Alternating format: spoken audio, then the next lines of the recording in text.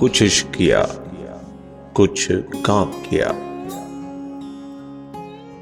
वो लोग बहुत खुशकिस्मत थे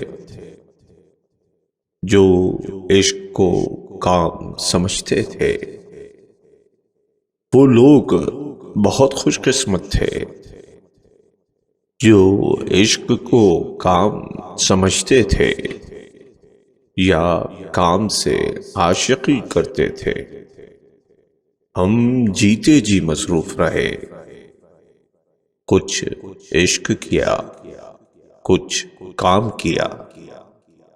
हम जीते जी मसरूफ रहे, कुछ इश्क किया, कुछ काम किया। काम इश्क के आड़े आता रहा और इश्क से काम उलझता रहा।